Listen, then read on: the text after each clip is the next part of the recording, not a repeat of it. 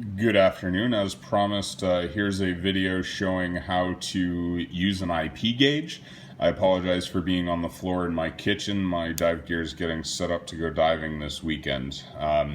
So what we're looking at here is we're looking at a Poseidon 3960 first stage, a Scuba Pro 109 second stage, and an IP gauge that is a bit homemade. As you can see on the bottom here, sorry for dropping the camera, we have the quick get disconnect to 1/4 inch male NPT, a NPT union, and a standard industrial IP gauge. This is oil filled. You can see the bubble coming up quite slowly. This dampens the needle a bit.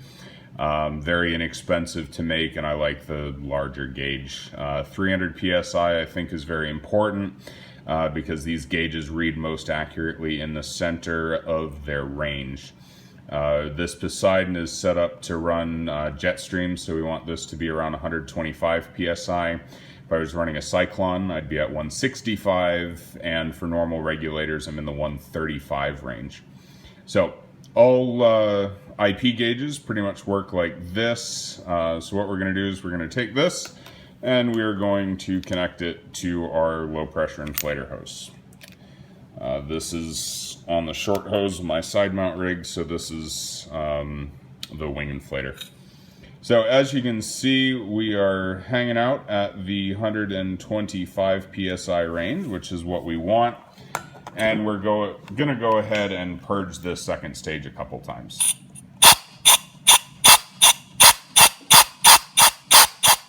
Poseidons need to be cycled probably 200 or 300 times before they settle. As you can see, we're at 125 and we're holding fairly steady. You're going to see a bit of what's called IP drift on this. This regulator, for whatever reason, is misbehaving. I need to polish the bullet. So we're actually going to drift up to probably 135, maybe 140 before it stops. Once it stops, it will hold that pressure for about 6 hours, is as long as I've paid attention to. So it's going to go up and it's going to hang out. This is not something that to me would indicate a rebuild for this first stage, because it is prone to doing that and it's a known issue. I know how to fix it, but too lazy. So what we're going to do real quick now is go ahead and remove this from the tank and show you another second stage, or another first stage rather, that locks up quite quickly to show you what this is supposed to look like.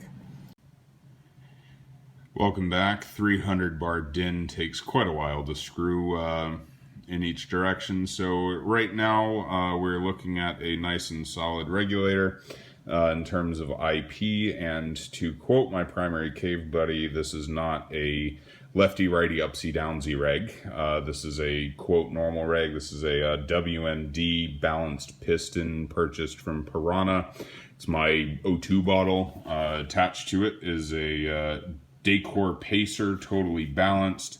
That needs its mouthpiece zip tie clipped. Sentimental value on the second stage only. It was my father's regulator, so still use that for deco.